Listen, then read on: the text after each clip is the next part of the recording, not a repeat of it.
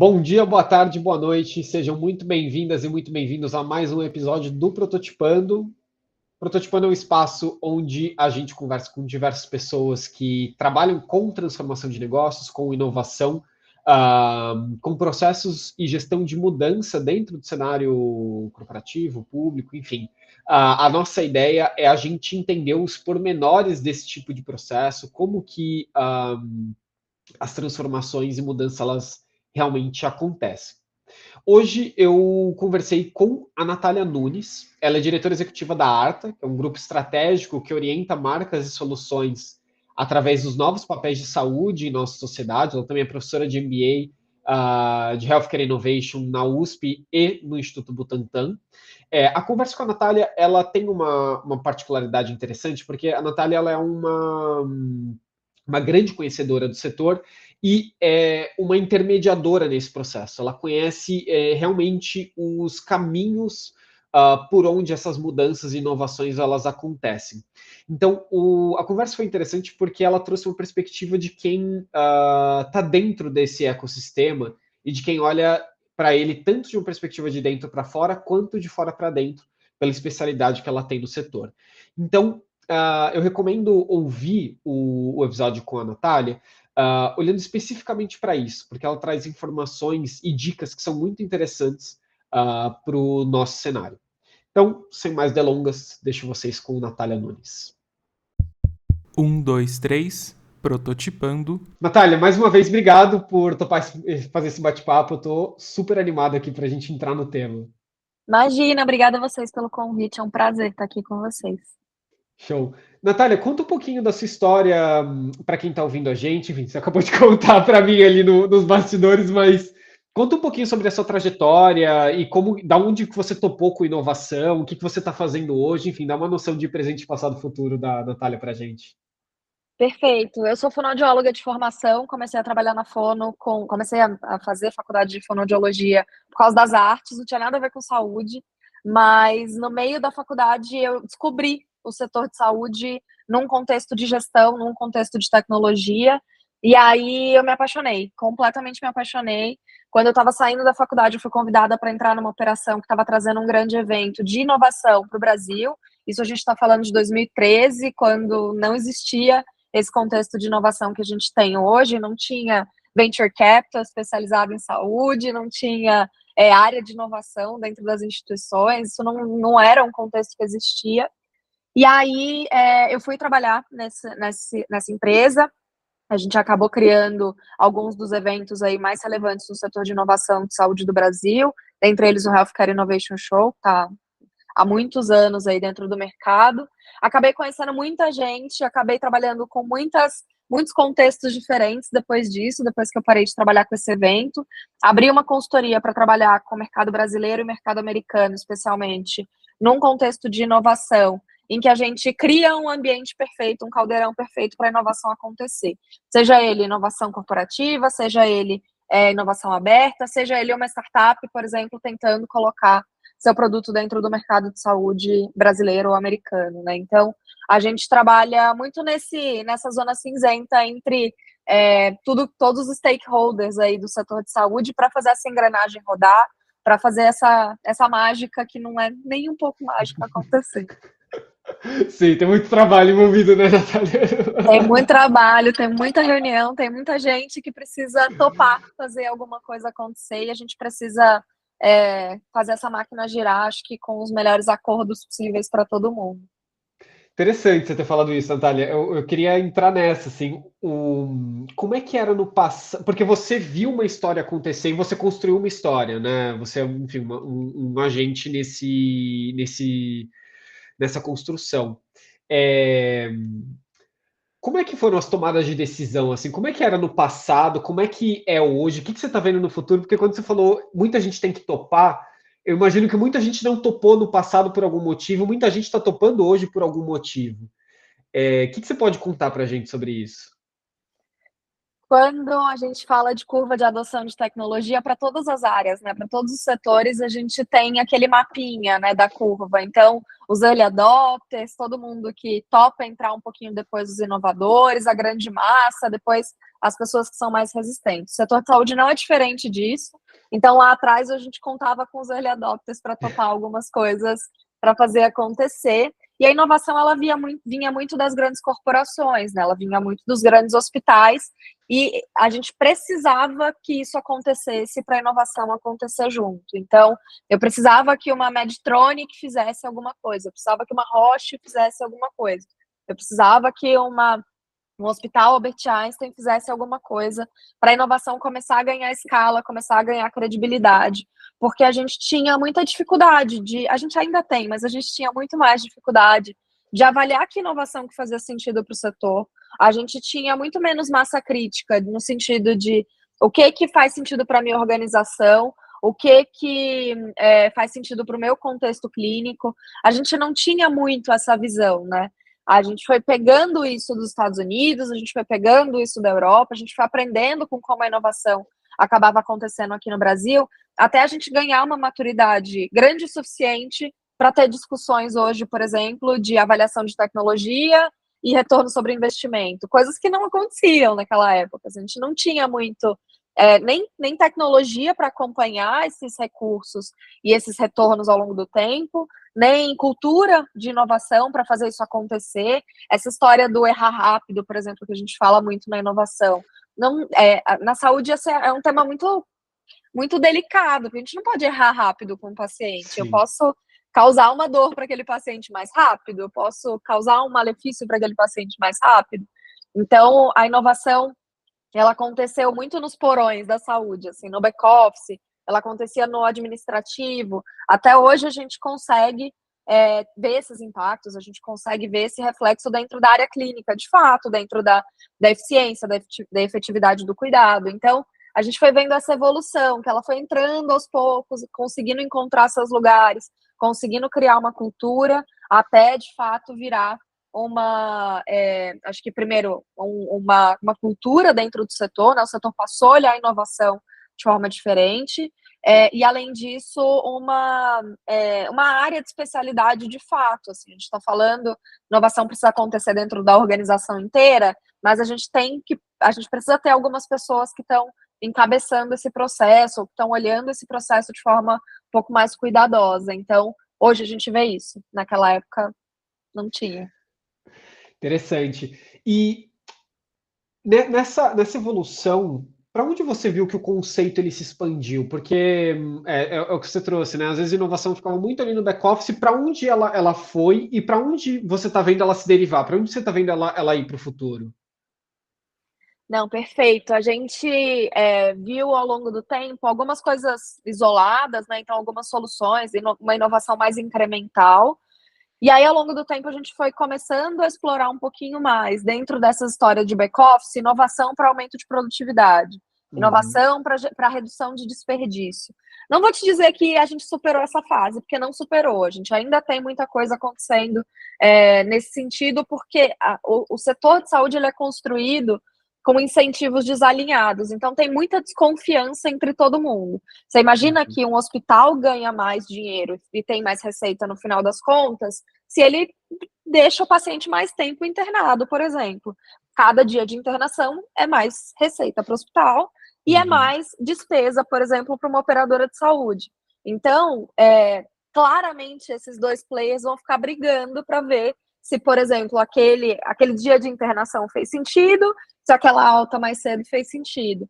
Então, eu tenho, por exemplo, dentro de hospitais, áreas gigantescas, andares inteiros de pessoas que são responsáveis por isso, pela briga entre operadora e hospital. Isso acontece, assim, repetidamente entre todos os grandes acordos do setor. Então, a gente começou a ver muito dentro disso, assim, dentro de melhoria de processo, dentro dessas fricções entre os players do setor, dentro de aumento de eficiência, aumento de efetividade dentro do setor. E aí a gente começou a explorar um pouquinho da inovação, da tecnologia dentro desse contexto. Hoje, a gente ainda vê isso acontecendo, especialmente com o avanço de inteligência artificial, com o avanço da potência que a gente tem para olhar para os dados dentro do setor.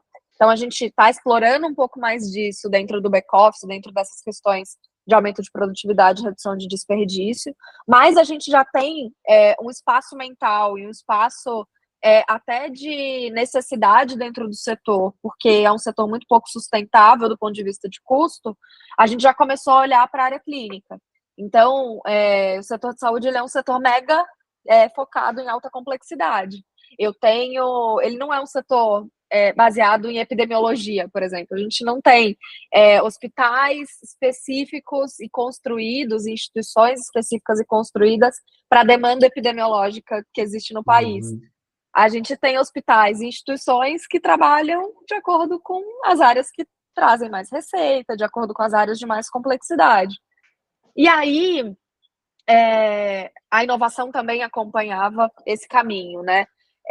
Mas agora a gente vê um processo de inovação indo para áreas que não estavam sendo olhadas, tipo atenção primária, tipo promoção de saúde, tipo prevenção de doença, tipo cuidado coordenado. Então, que são aqueles momentos que você não está num cuidado agudo, que você não está dentro de um hospital, mas que você está em casa, que você precisa do cuidado, que você está na sua vida normal, que você está na academia e, putz, um push de alguma coisa. Ou, caramba, estou consumindo, eu entregando para a minha instituição de saúde uma informação relevante sobre a minha saúde.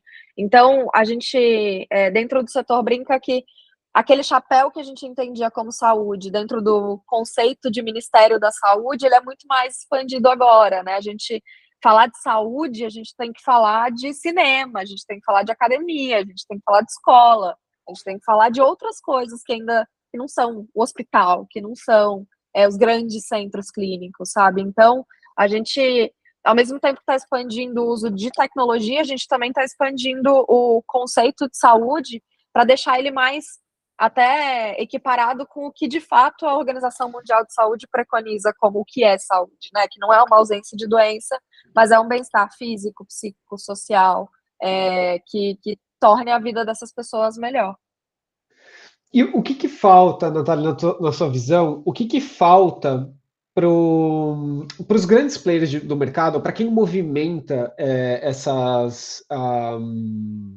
esses grandes volumes, tanto de relacionamento, pessoas, dinheiro, o que falta para as empresas entenderem que a gente está num novo momento e a gente pode se desdobrar em N, porque assim, quando eu te ouvindo, eu falo assim, existe um universo aí, assim, existe, talvez a gente só navegou no 5% dele e acabou de descobrir os outros 95%.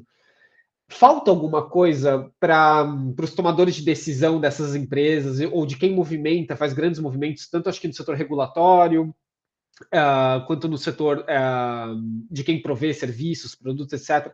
Falta alguma coisa para as pessoas entenderem que a gente está num novo momento? E se sim, o quê? Eu acho que falta saber como. Eu acho que esse momento, ele chegou, essa necessidade de fazer coisas diferentes, de fazer coisas novas, num contexto que a gente entende saúde, ela chegou muito forte.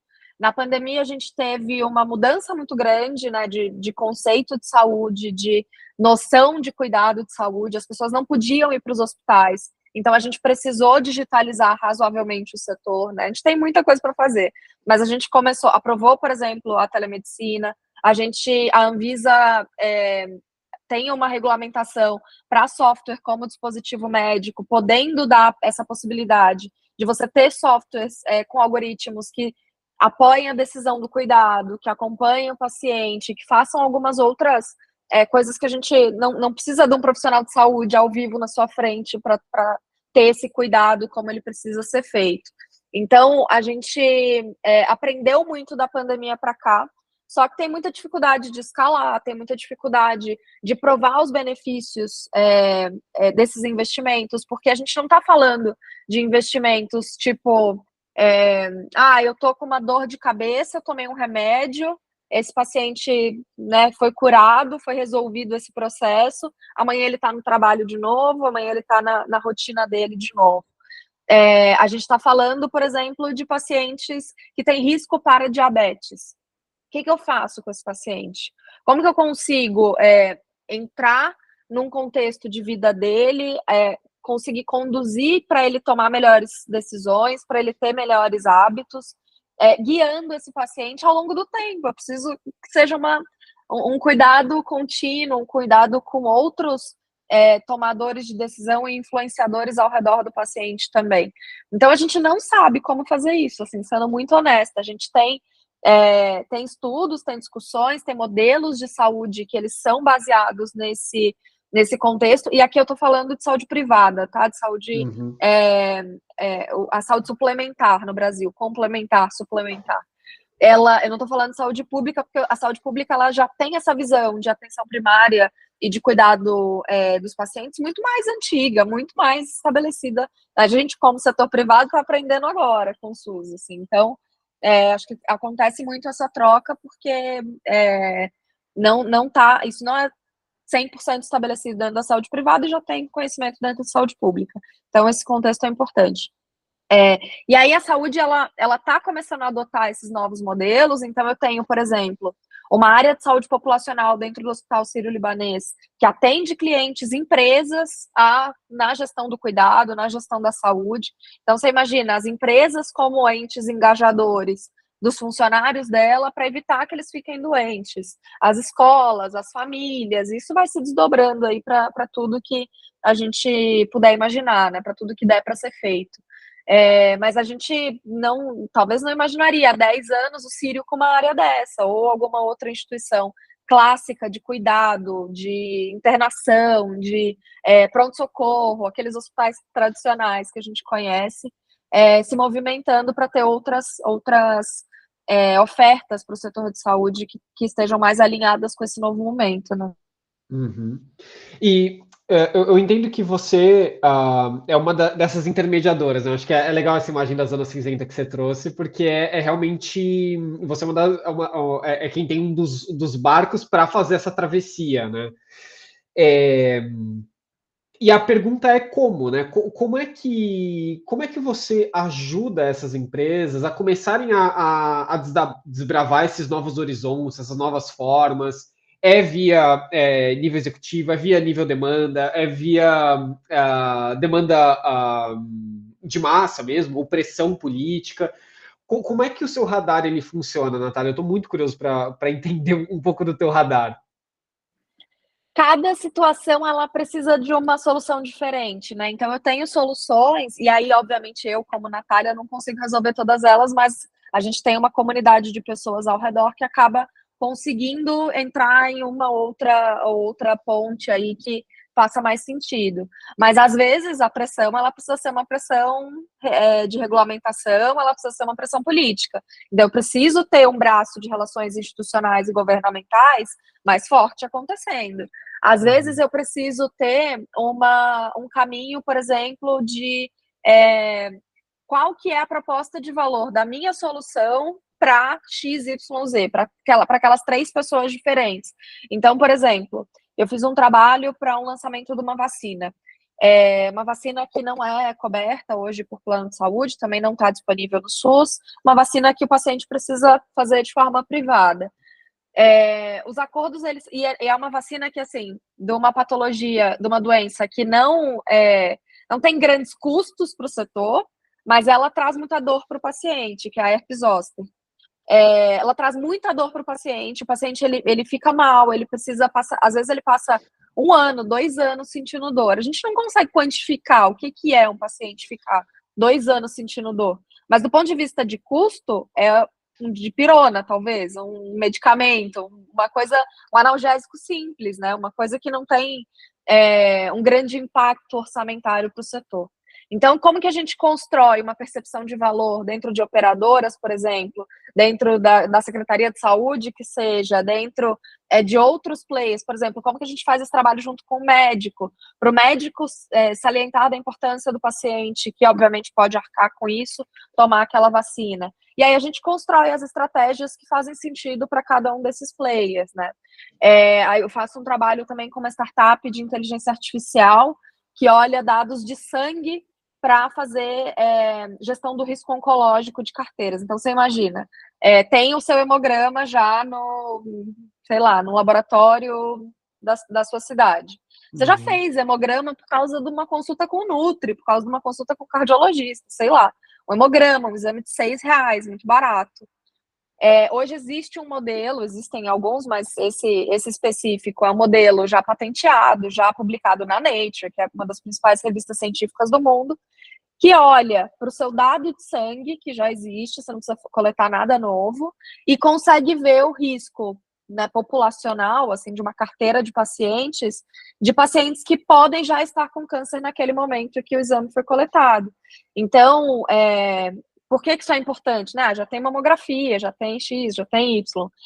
Cara, a cobertura mamográfica numa população privada é de metade das mulheres na faixa etária que precisa. A outra metade fica esperando um diagnóstico de câncer. Eu tenho, num contexto municipal, 80% de falta de cobertura. Só 20% das mulheres fazem mamografia que precisa ser feita. Eu vou esperar essas mulheres manifestarem um câncer numa etapa mais avançada?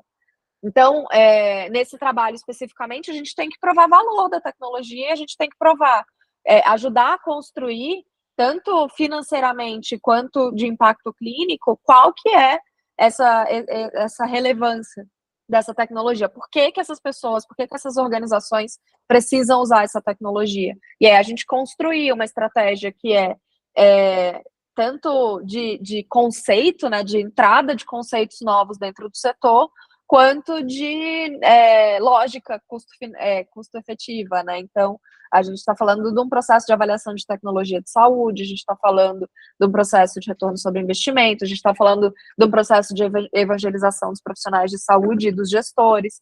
Então, tem um grupo de ações que a gente acaba fazendo, né? Geralmente nesse nível mais estratégico, mas a gente consegue chegar. Em alguns casos, a gente faz essa estratégia comercial, estratégia de comunicação. Aí o que precisar ser feito, a gente acaba construindo. Interessante. E hoje, bom, junto com a Arta, você se posiciona como uma empresa que faz toda essa articulação, né? Quando você se aproxima desses players, etc., está nesses projetos, o que você sente que mais falta para que as empresas consigam navegar nessa zona cinzenta? Porque, por exemplo, a empresa vai lá, faz um núcleo de inovação, aí depois vai lá, contrata um executivo que já tem experiência em tantas outros entes, outros agentes. Mas o que você sente que falta para as empresas elas ganharem maestria para navegar nesse oceano, Natália? Eu acho que, na sua pergunta, você já trouxe a resposta. Assim, a gente tem uma área de inovação e a gente tem um executivo que é trazido para a organização para fazer isso.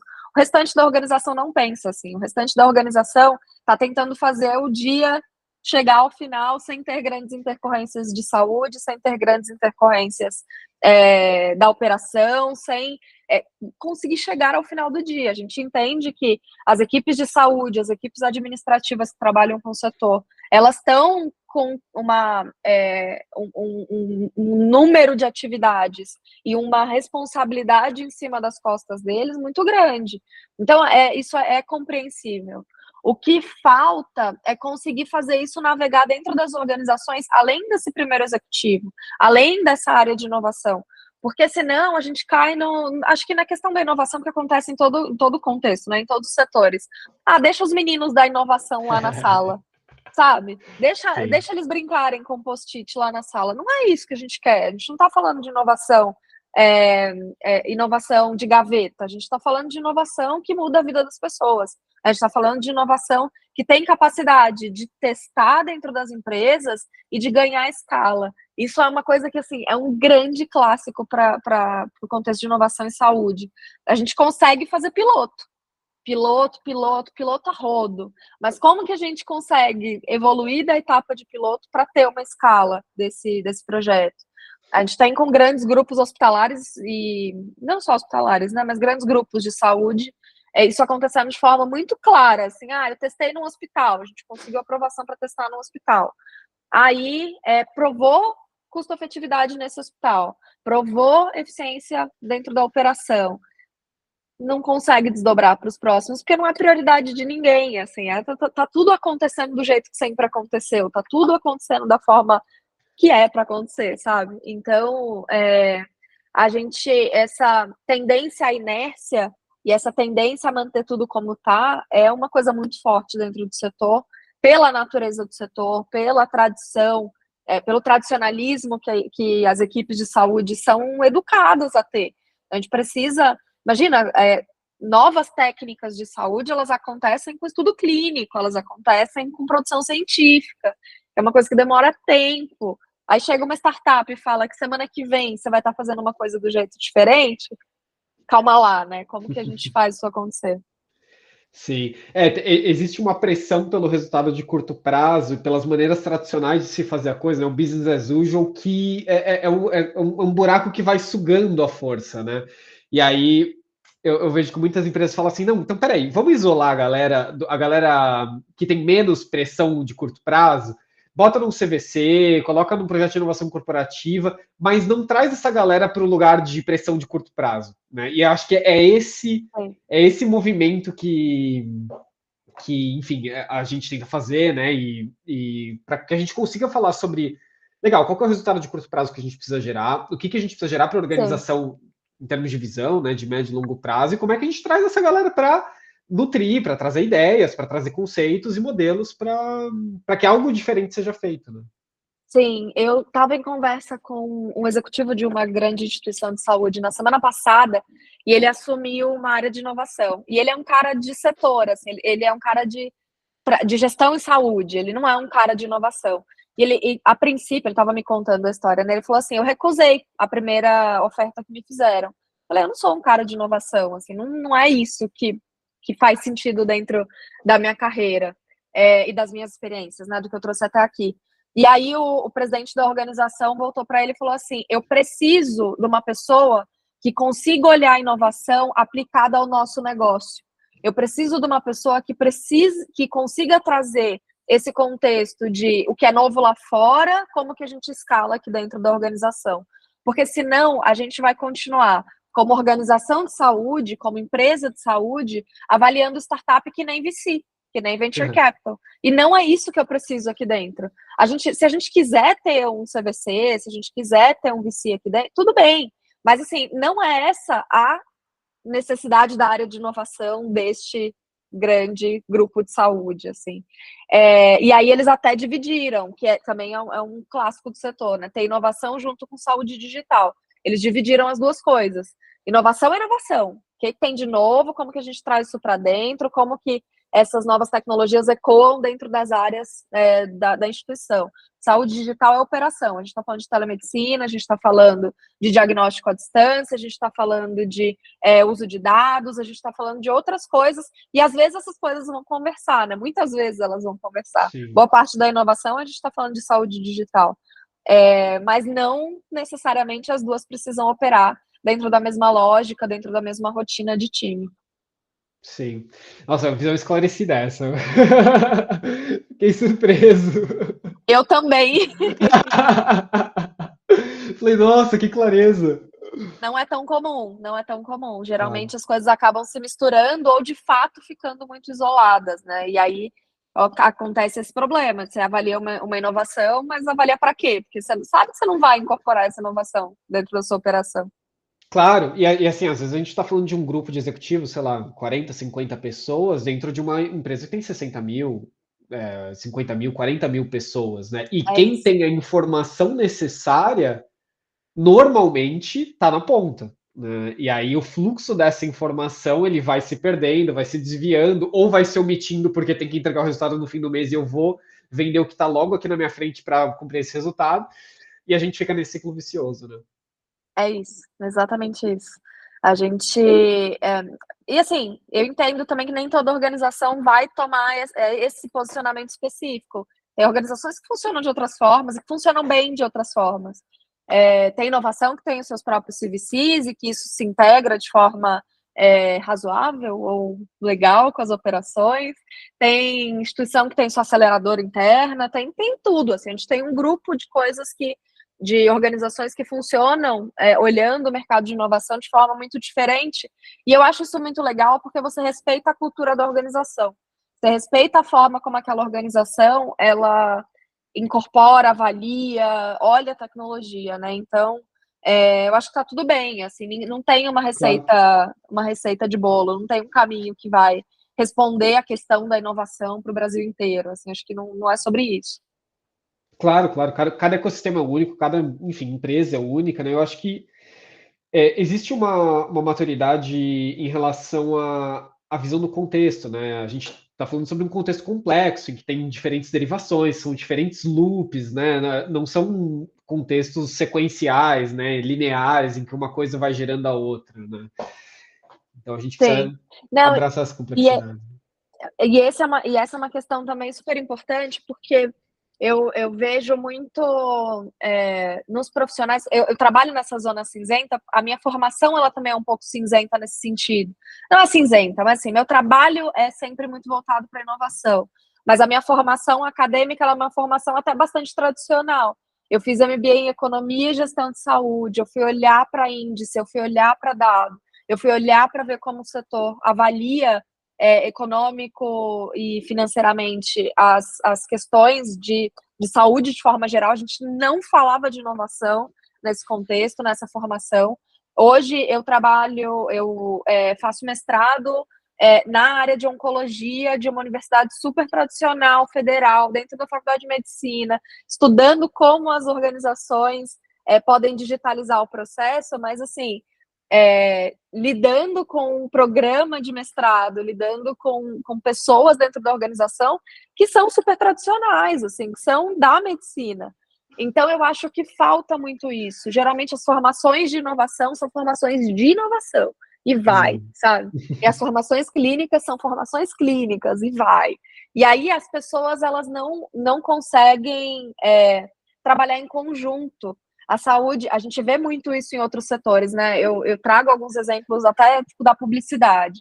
Na publicidade você tem um redator e você tem um cara de arte.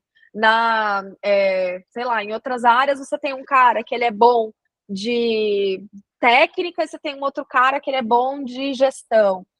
Na saúde a gente faz muito pouco isso. A gente espera que as pessoas com uma formação única consigam resolver problemas que são muito complexos. E a gente não tem essa habilidade, essa cultura de duplar. A gente não coloca um médico junto com um cara de TI. A gente não coloca um enfermeiro junto com um cara de produto para pensar como que as coisas vão acontecer. E aí você chega em questões que a gente não tem resposta ainda. Ok, eu vou fazer uma inovação que é um suporte à decisão clínica, que tem um algoritmo por trás, que pega um protocolo clínico de uma sociedade médica tradicional e coloca, faz o cálculo lá e sai na frente do médico uma informação. Este paciente está com câncer, por exemplo. Este paciente precisa de uma quimioterapia. Nem o médico, nem o cara de tecnologia, eles são separados, capazes de avaliar se de ponta a ponta isso está feito de forma correta. Porque o protocolo clínico pode estar correto, o código pode estar correto, mas essas duas coisas funcionando juntas e cuspindo uma informação de esse paciente precisa de uma quimioterapia, por exemplo, quem que está olhando, sabe, isso tudo? Esse protocolo, ele foi trazido da forma correta para o software, e não por uma questão de software em si, mas como que essas duas coisas integraram, sabe? Então, a gente tem um médico, por exemplo, como responsável técnico por assinar se aquela informação que foi cuspida por uma empresa de tecnologia é a informação correta. Só que esse médico não tem uma formação de programação, então ele também não sabe, no final das contas, se ela foi cuspida, né?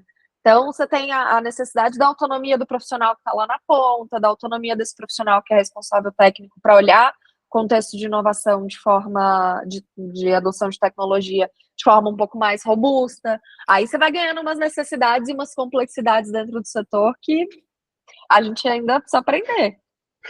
Sim, sim. E é um pouco de uma demanda de transdisciplinariedade, né? Eu acho que não só estar junto, mas conseguir dialogar, né? Eu sou um médico que tá bom, eu não sou um dev, Mas eu consigo entender quando você me fala que, sei lá, você precisa mudar uma classe, por exemplo. E da mesma forma, um desenvolvedor que fala assim, tá bom, eu entendo mais ou menos o que é um diagnóstico, né? Para que as pessoas consigam conversar, ela tem o mesmo solo, né, Natália?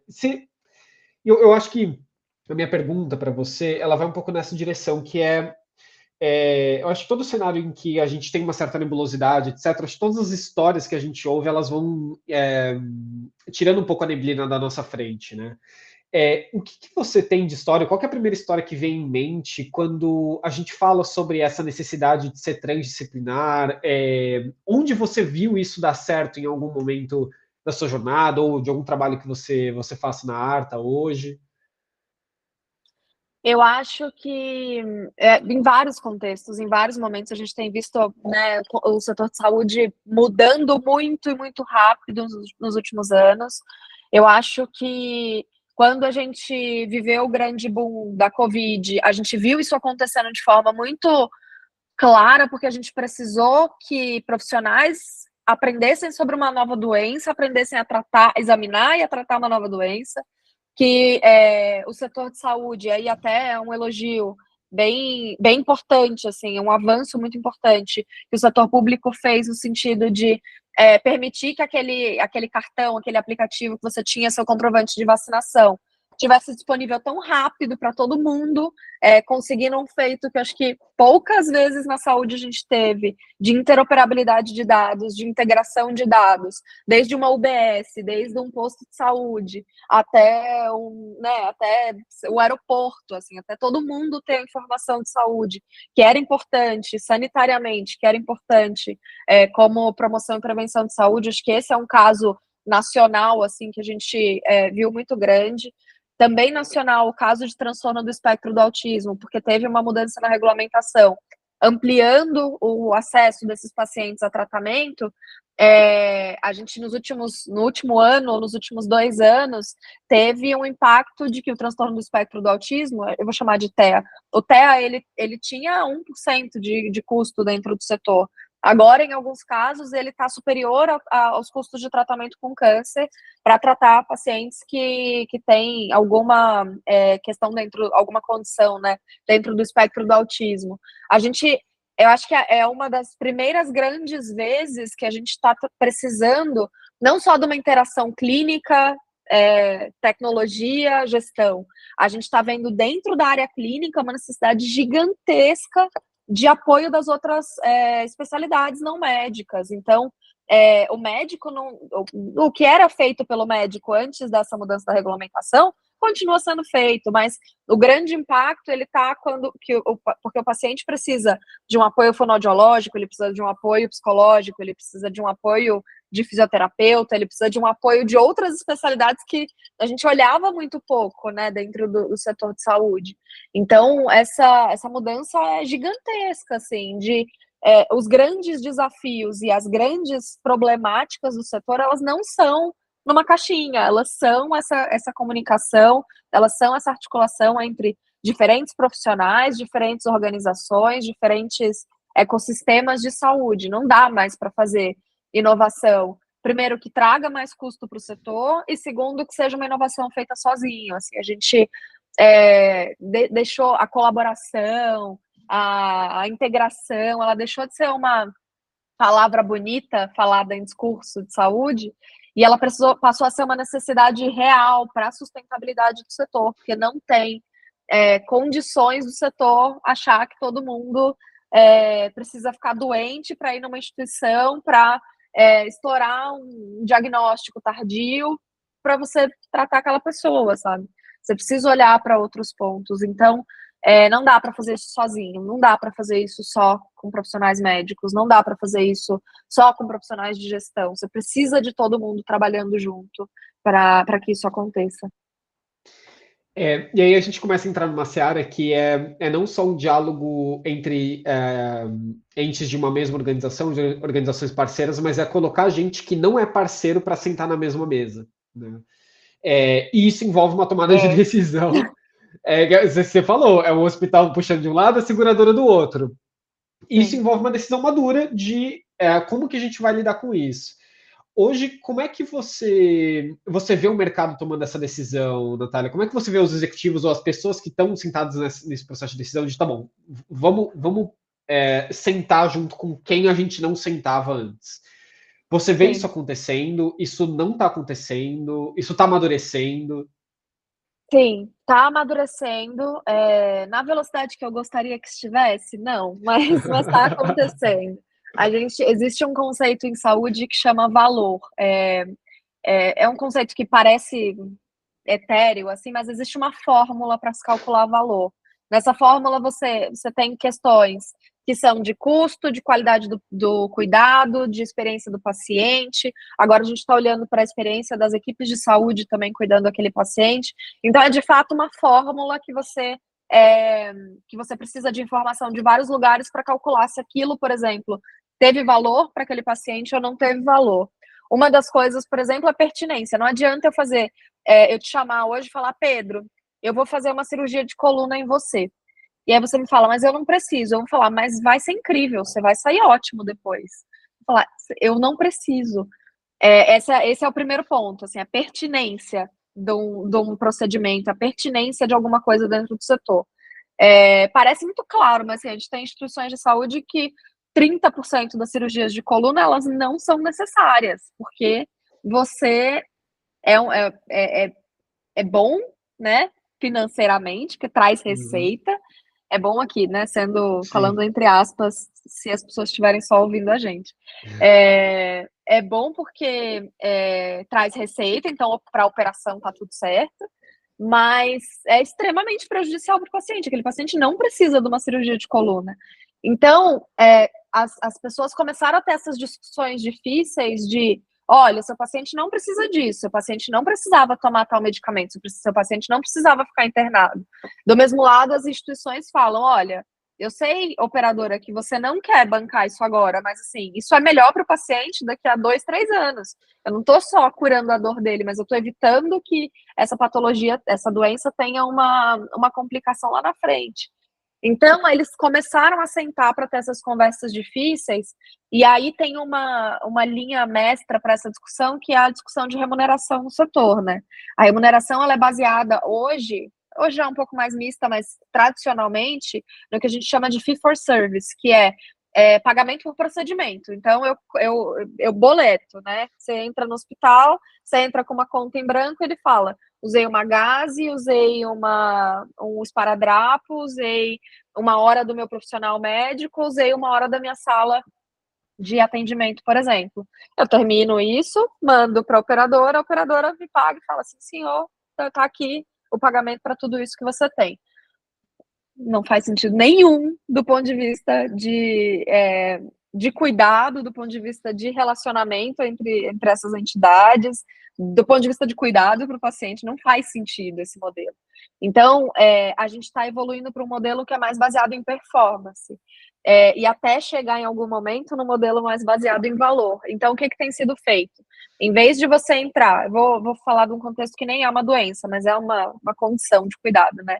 Se tem uma mulher grávida, por exemplo, em vez dessa mulher entrar e ser cobrada, um pré-natal, um outro pré-natal, sei lá, como chama aquilo?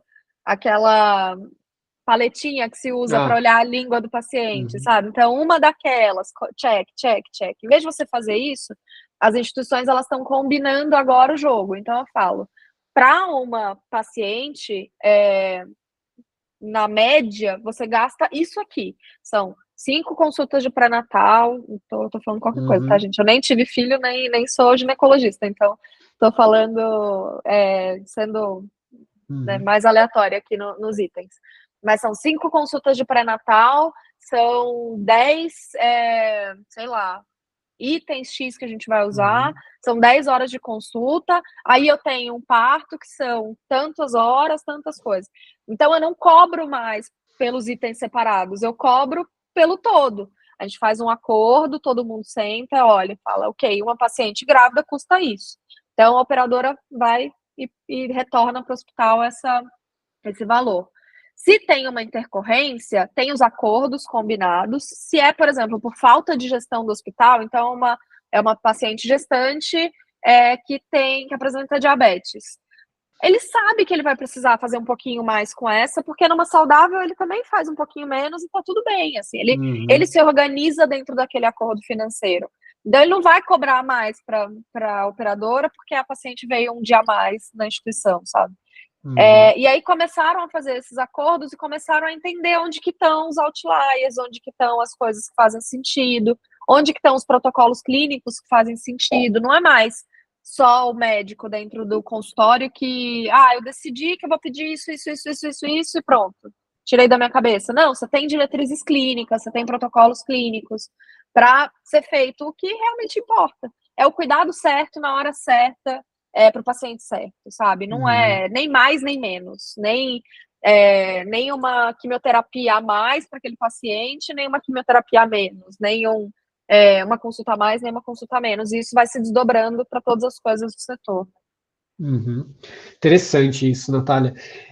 Para a gente começar a baixar os trens de pouso aqui e se encaminhando para o final,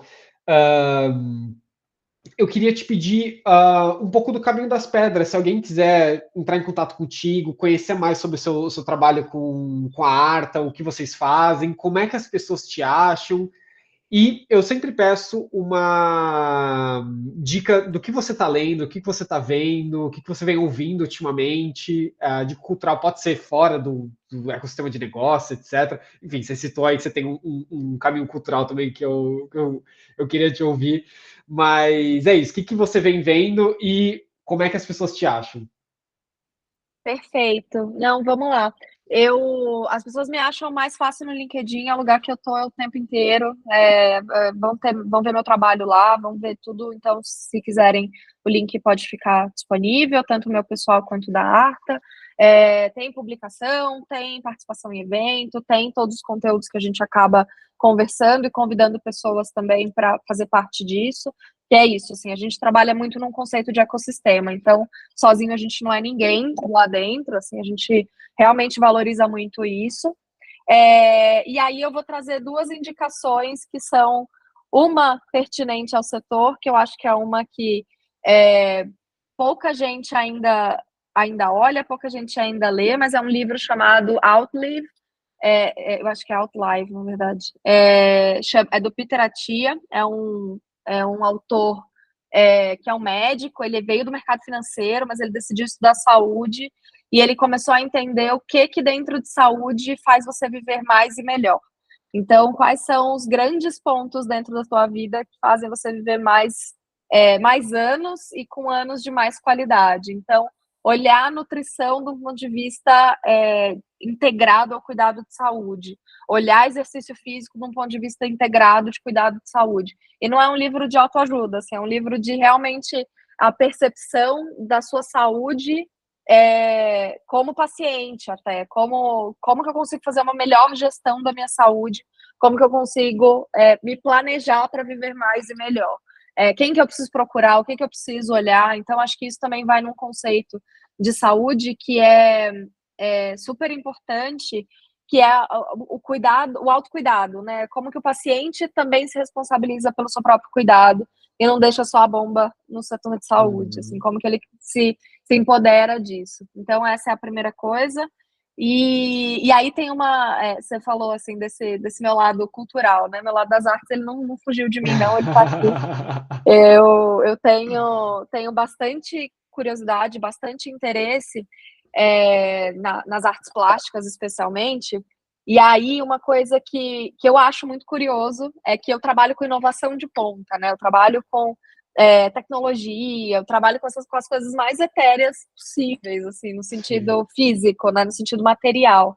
E a coisa que mais me interessa nas artes, a coisa que mais me interessa no mercado cultural é o artesanato, é o manual, é a coisa menos escalável possível, é a coisa menos tecnológica no estrito senso, né, que a gente conhece aí como inovação, mas que para mim é a inovação que realmente importa, é como as pessoas manifestam a sua cultura, como que as pessoas manifestam seu dia a dia, né, sua rotina.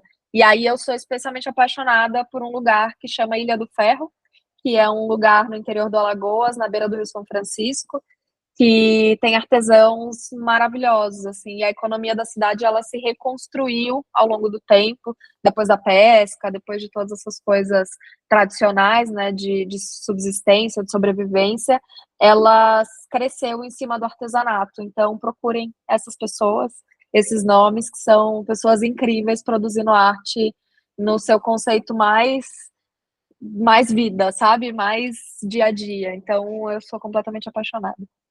Fantástico, fantástico. Natália, queria te agradecer demais, mais uma vez, pelo seu tempo, por ter topado o bate-papo. Foi excelente. Nossa, minha cabeça pipocando aqui, Obrigada. fervilhando de insight. Queria te agradecer Obrigada. muito.